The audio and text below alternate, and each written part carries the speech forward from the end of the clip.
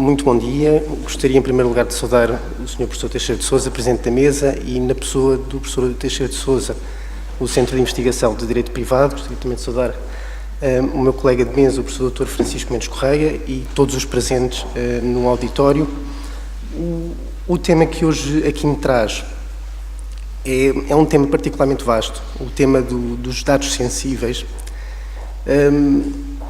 Como se pôde ver no painel anterior, foi um tema que foi abordado quase por todos os oradores. É um tema que vai continuar a ser abordado nas jornadas de hoje, quer a propósito, por exemplo, da proteção de dados de trabalhadores, portanto, no âmbito laboral. Aquilo que trago, portanto, o tema em que me centrarei, portanto, é em termos genéricos, portanto, é trabalhar, no fundo, o artigo 9º do Regulamento Geral de Proteção de Dados. Bom, relativamente à proteção de dados, aos dados sensíveis, as bases normativas principais, portanto, temos o artigo 35, número 3 da Constituição da República Portuguesa, tínhamos da Diretiva de Proteção de Dados de 96, o artigo 8º, o artigo 7º da Lei de Proteção de Dados de 98, portanto, que é a segunda Lei de Proteção de Dados, o artigo 9º hoje do Regulamento Geral de Proteção de Dados. Há depois várias leis que regulamentam, portanto, dados sensíveis, desde o Código de Trabalho, portanto, desde o Código de Trabalho, desde leis de recenseamento, desde leis de identificação civil, portanto, de facto, desde o âmbito bancário até o âmbito segurador, de facto, os dados sensíveis estão omnipresentes. Começando com a Constituição Portuguesa foi pioneira no que diz respeito ao tratamento dos dados pessoais, pioneira também no que diz respeito aos dados sensíveis. O artigo 35.3 da Constituição, portanto, já na versão original de 1976, teve a preocupação de regular os dados sensíveis, aquilo que hoje chamamos de dados sensíveis, à data não se chamava, dizendo-nos, portanto, afirmando a regra que hoje ainda é, nos termos do artigo 9, número 1 do Regulamento Geral de Proteção de Dados, a regra básica nesta matéria, que é a da proibição ou a da ilicitude do tratamento de dados pessoais sensíveis. O artigo 35, número 3 da Constituição vem dizer-nos que a informática não pode ser usada para tratamento de dados referentes a convicções políticas, fé religiosa ou vida privada. O elenco era particularmente restrito, ele vai ser sistematicamente alargado ao longo das revisões constitucionais, em particular da revisão constitucional de 97. Nota-se em 76, portanto, uma preocupação com as convicções políticas que se prendem precisamente com as circunstâncias em que foi aprovada a Constituição e, portanto, com a própria Revolução de 74. O artigo 35.3 vai sofrer alterações, portanto, 1989 vem, no fundo, acrescentar-se as convicções filosóficas, a filiação partidária ou sindical, portanto, também uma preocupação em voga na altura, e uma exceção específica, quer dizer, ou especificar a exceção no que diz respeito a dados estatísticos não individualmente identificáveis, se não são identificáveis, são desqualificados para o efeito como dados pessoais.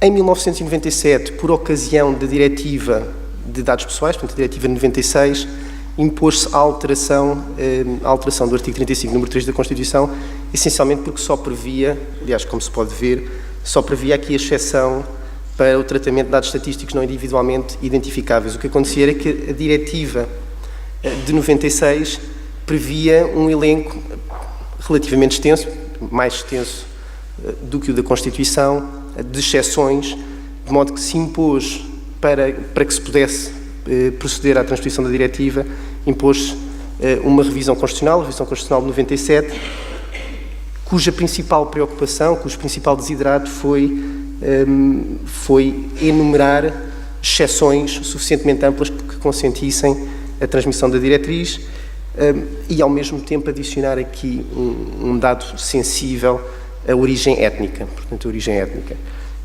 Ao mesmo tempo, portanto, que alarga o leque das exceções, portanto, vem dizer-nos que agora que o tratamento de dados pessoais sensíveis é permitido com consentimento expresso do titular, e mais uma vez aqui o problema do expresso e do explícito, a Constituição continua a usar o adjetivo expresso. autorização prevista por lei com garantias de não discriminação. E outra vez, portanto, o processamento de dados estatísticos não individualmente identificáveis. Este complemento circunstancial com garantias de não discriminação aplica-se, entende a doutrina, e parece que bem, portanto, quer ao consentimento expresso do titular, quer à autorização prevista por lei.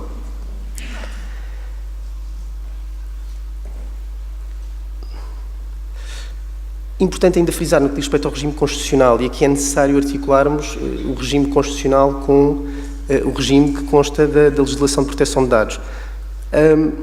Quando falamos do direito à proteção de dados na Constituição, no artigo 35, estamos essencialmente a falar de direitos fundamentais. Aliás, o artigo 35 encontra-se no título 2º, que é precisamente intitulado Direitos, Liberdades e Garantias, de modo que está ao abrigo da tutela que é conferida pelo artigo 18º da Constituição e, em princípio, exige lei formal da Assembleia da República quer dizer, no que diz respeito à regulação infraconstitucional destes direitos, portanto, força do artigo 165, linha B, da Constituição.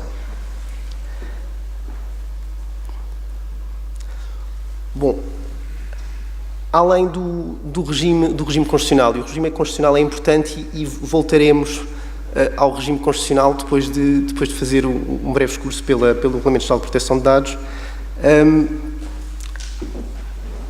O que sejam dados pessoais não é definido pela Constituição, portanto a Constituição remete para a lei.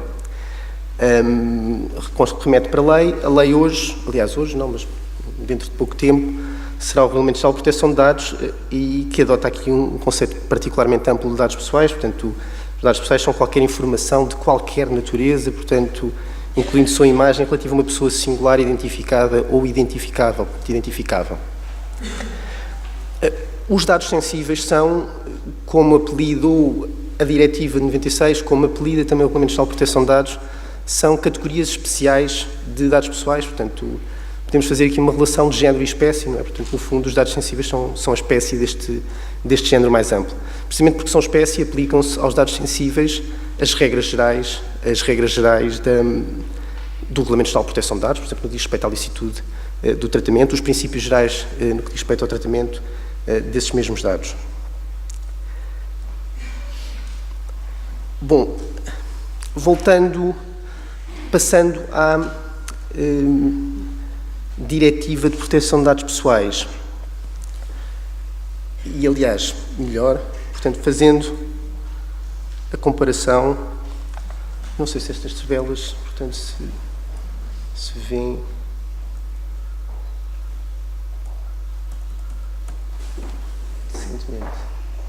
Não sei se isto é visível, eu tentei, no fundo, colocar aqui em tabela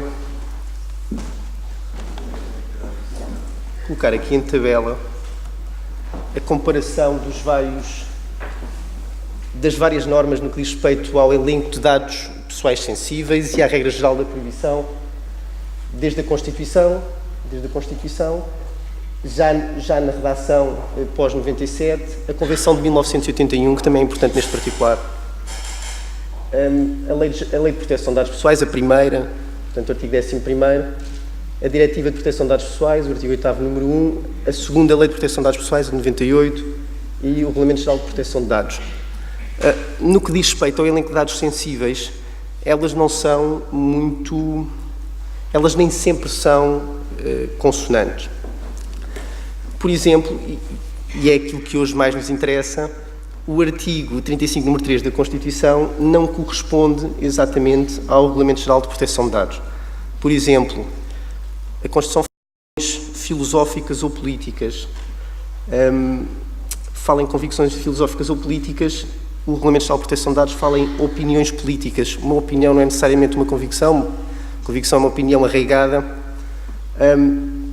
É todavia possível, parece-me, aliás, parece ter sido esse também o entendimento na Revisão Constitucional de 1997, que não alterou, não obstante o termo opiniões políticas constar da Diretiva de 96, decidiu não alterar o texto constitucional. Portanto, notem que o texto constitucional foi alterado precisamente para permitir a transposição da Diretiva de 96 pela Lei de 98, de Proteção de Dados. Portanto, não alterou convicções para opiniões. Parece-me também juridicamente ser possível sustentar que as convicções que vêm na Constituição abarcam também opiniões políticas. Convicções religiosas, outra dissonância, a lei constitucional fala em fé, portanto, fé religiosa.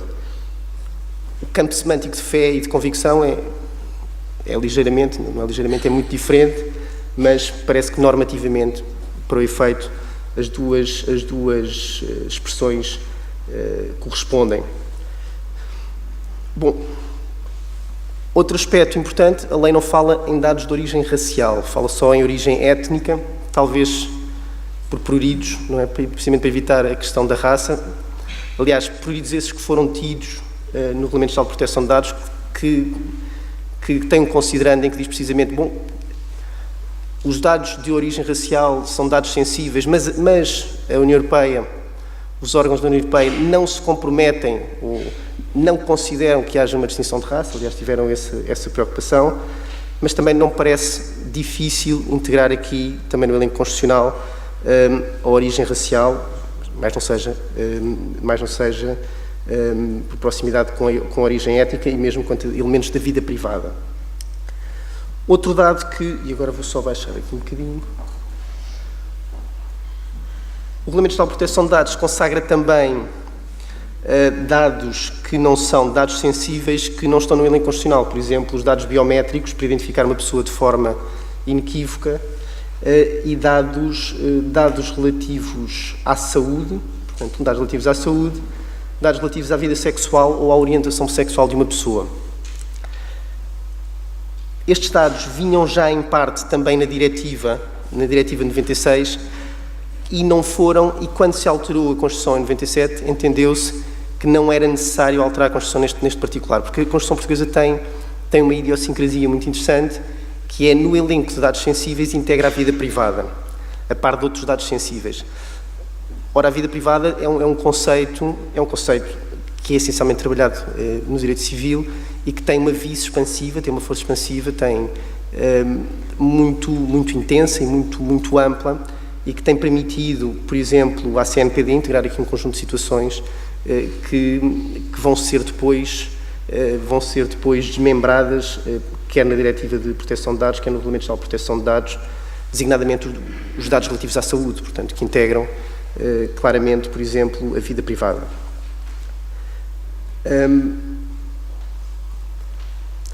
A mesma coisa se diga para os dados biométricos, que também não há grande dificuldade em enquadrar aqui na Constituição, na vida privada. E os dados relativos à vida sexual e à orientação sexual também, claramente, não há grande dificuldade hermenêutica em considerar que o texto constitucional também os consagra na medida em que alude à vida privada. Bom, o princípio geral é o da proibição do tratamento de dados sensíveis, mas quer a Constituição, quer a segunda Lei de Proteção de Dados, quer a Diretiva de 96, quer o Regulamento Geral de Proteção de Dados, consagram exceções, portanto, exceções que eu diria serem causa de exclusão de ilicitude, neste caso, no caso do tratamento. Bom, a primeira exceção é naturalmente o consentimento, dizia a diretriz, diz também o regulamento, o consentimento explícito do titular.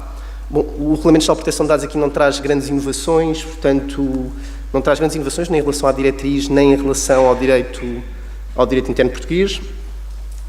Todavia, aproveita para especificar alguns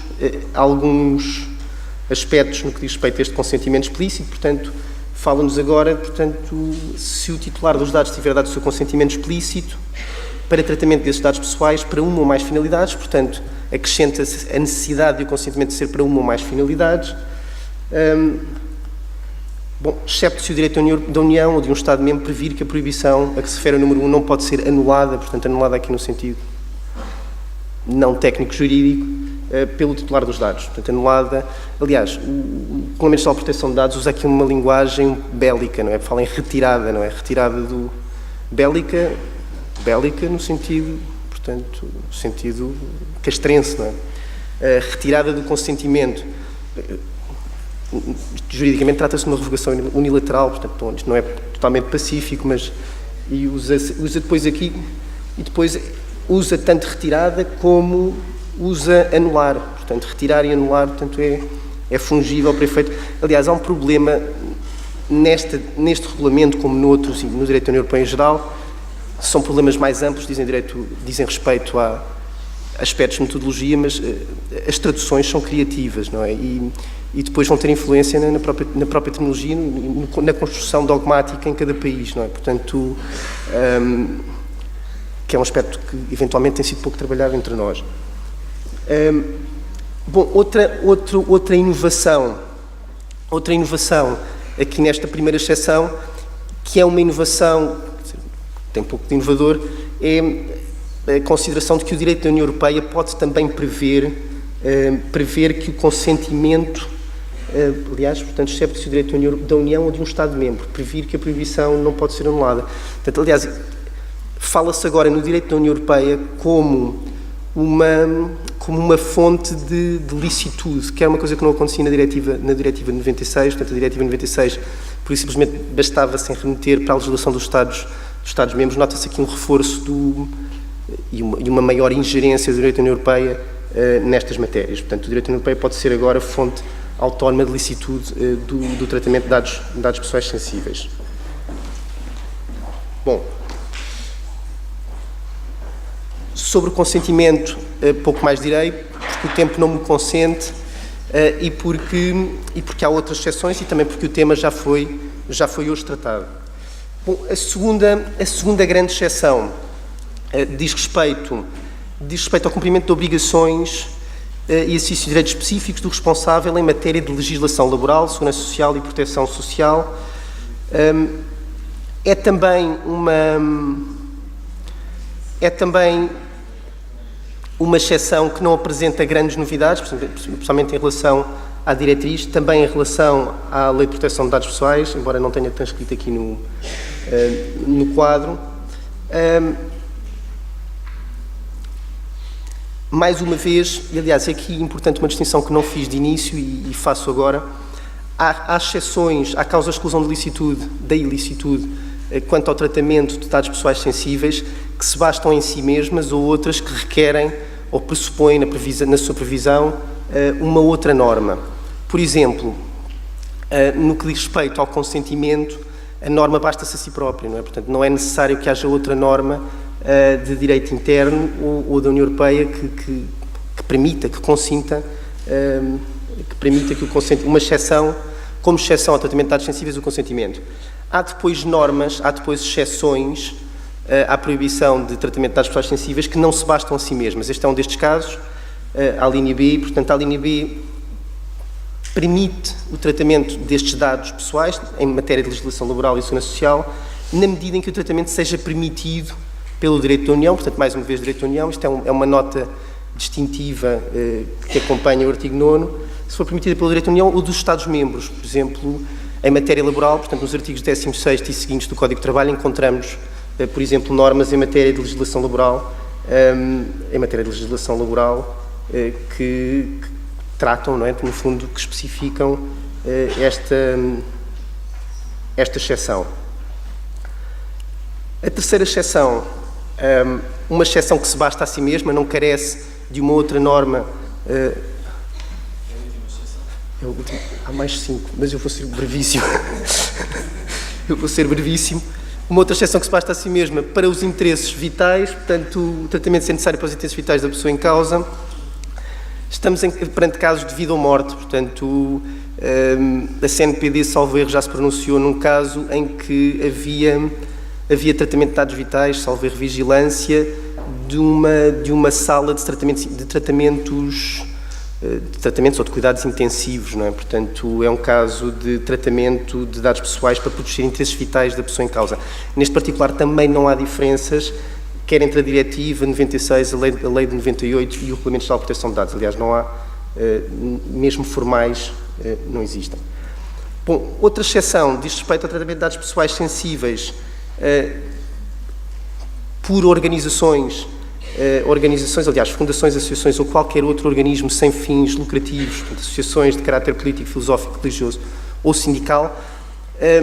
O direito interno português, portanto, a Lei de 98 continha uma idiosincrasia, porque exigia o consentimento do tratamento para estes casos quando era manifesto que à luz da Diretiva 96 não era necessário o consentimento. Bom, de maneira que a grande inovação hoje é que, em face do que era o direito interno português, ou que ainda continua a ser por enquanto, o Regulamento Geral de Proteção de Dados vem ressuscitar a solução de 96 que foi erradamente transposta. Outras exceções, uma exceção particularmente importante, o tratamento dizer respeito a dados manifestamente tornados públicos pela pessoa em causa. O advérbio manifestamente é particularmente expressivo.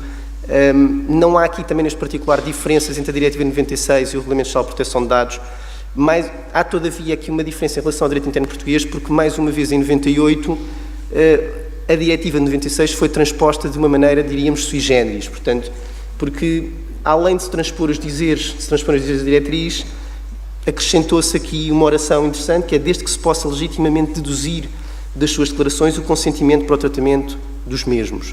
Bom, desde que se possa deduzir o consentimento, então para isso esta linha era inútil porque já tínhamos outra linha do consentimento, portanto não era isso que a diretriz exigia, o direito português aqui foi longe demais e nessa medida também transpôs imperfeitamente. No fundo agora, em 2018, vamos ver ressuscitada a medida de 96. Bom, a linha E, aliás, a linha F do Regulamento Geral de Proteção de Dados, e estou já a terminar, particularmente importante, o tratamento de dados sensíveis quando seja necessária a declaração ao exercício ou à defesa de um direito num processo judicial. Um aspecto inovador agora é ou sempre que os tribunais atuem no exercício da sua função jurisdicional. Bom, esta é mais uma exceção que se basta a si mesma, portanto não há aqui depois a norma não prevê que o tratamento seja possível nestes casos, na medida em que seja previsto pelo direito da União, nem pelo direito interno, mas sabemos, portanto, que há normas, portanto, no que diz respeito ao direito interno, que regulam o tratamento de dados sensíveis em processos judiciais, portanto, quer no âmbito do processo civil, quer no âmbito do processo penal, tributário, administrativo, etc., e que carecem naturalmente de um tratamento autónomo que hoje o tempo não consente. Bom, a linha G permite também o tratamento das pessoas sensíveis por motivos de interesse público importante, mas aqui desde que seja previsto no direito com base no direito da União de um Estado-membro, portanto, carece depois de... Trata-se aqui de uma norma genérica de autorização dos Estados-membros a densificarem estes casos de interesse público importante. Bom, as últimas três exceções dizem respeito à medicina preventiva, portanto, à medicina preventiva, avaliação da capacidade de trabalho do empregado, diagnóstico médico, prestação de cuidados, e dizem também à saúde pública, respeito à saúde pública, é a linha I, motivos de interesse público no domínio da saúde pública.